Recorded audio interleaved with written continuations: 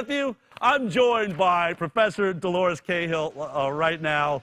That was pretty awesome. You have quite a background. Can you maybe in like 60 seconds give me a sense of your background? I mean, you've been very close to, there was a Human Genome Project, but you have really deciphered the proteins that are in the body. Tell me a little bit about your history, your past, and your work. Great. Thank you. Lovely to see you again, Del. Yeah, my degree is in molecular genetics. My PhD is in immunology. I was targeting drugs and toxins like ricin to try and help brain tumor patients. And then I went on to the Max Planck and I ran a group there and I invented a technology and a suite of patents to make high content protein arrays.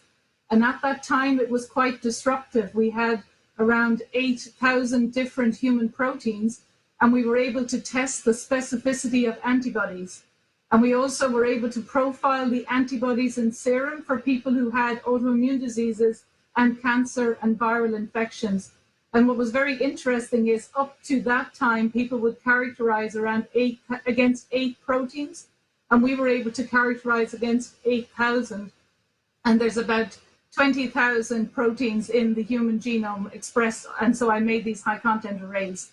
And at the time, we were then able to take published antibodies from research publications and diagnostic labs and look at the specificity and cross-reactivity of antibodies.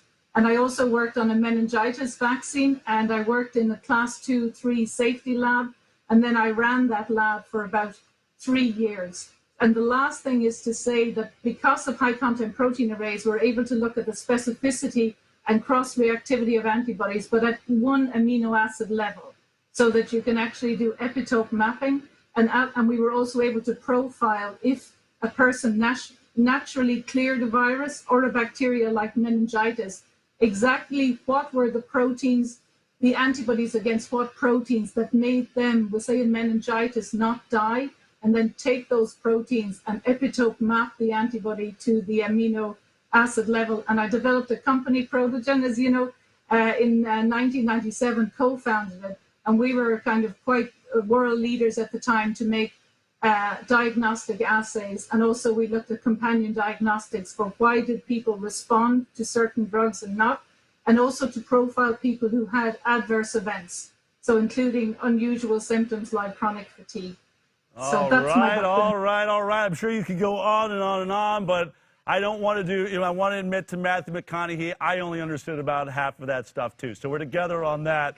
But so I think what we can glean from this is that you understand viruses at a very, like profoundly microscopic level. You've been watching this COVID-19. I have a lot of questions for you. But I wanted to start the discussion with masks.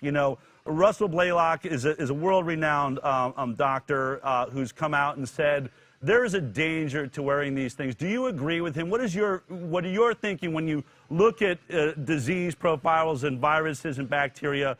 Are masks effective at keeping us healthy?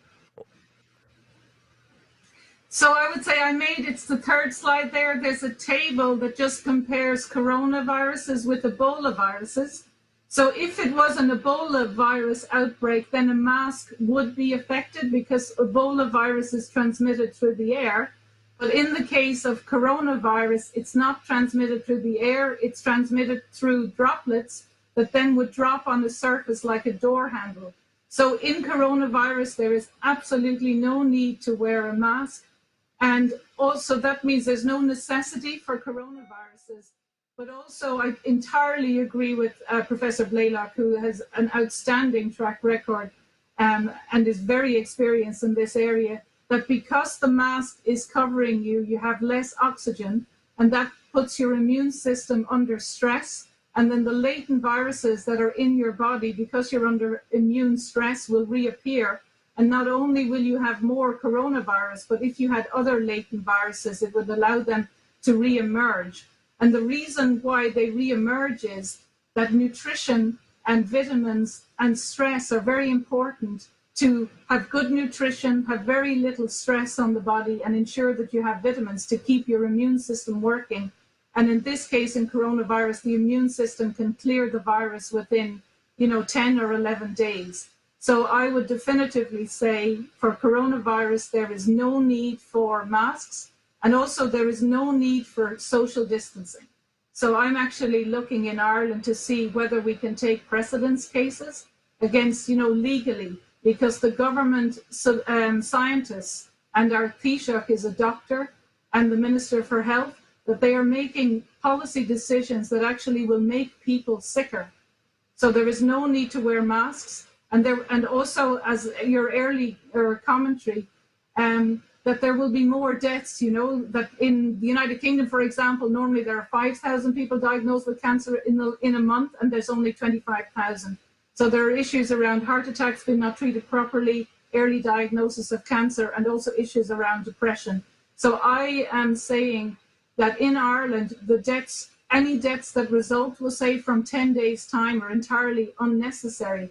And we will be counting those deaths and holding our Prime Minister and Minister for Health personally to account, because I think it's verging on almost a crime against humanity. There are deaths, hundreds of deaths will happen because of the policies that they're doing, keeping people in their homes where they should be informed, good nutrition, vitamins, and people who have no underlying conditions and are under 70 should engage in the next 10 days and interact with society to build up the herd immunity and go back to work.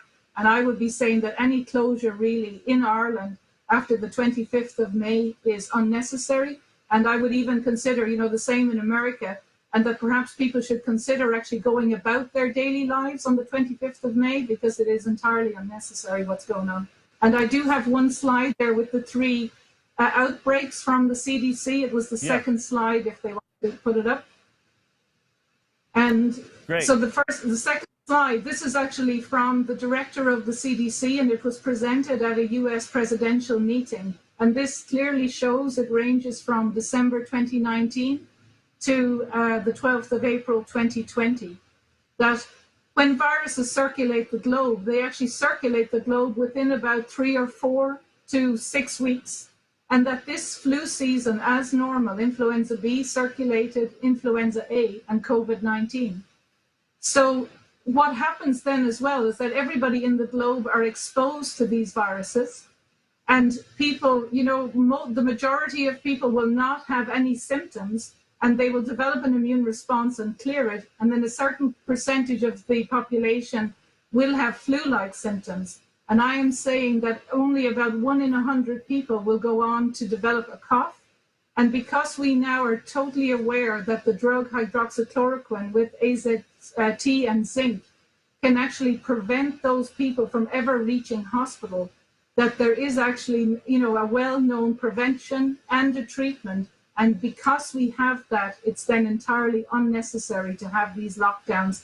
And I am happy to join the other scientists in the world to call it out. But I do think there has to be legal consequences for the deaths after, we'll say, the 25th of May, for politicians and scientists advising them. And they also have to really join in each of our countries with the scientists. There has to be debates on national broadcasting TV for the scientists who think like I do, to actually hold, the ministers have to say what scientists specifically are saying that the lockdown is necessary, masks are necessary. I have some slides there and sent you on the publications associated with them. So essentially, I'm saying in all countries,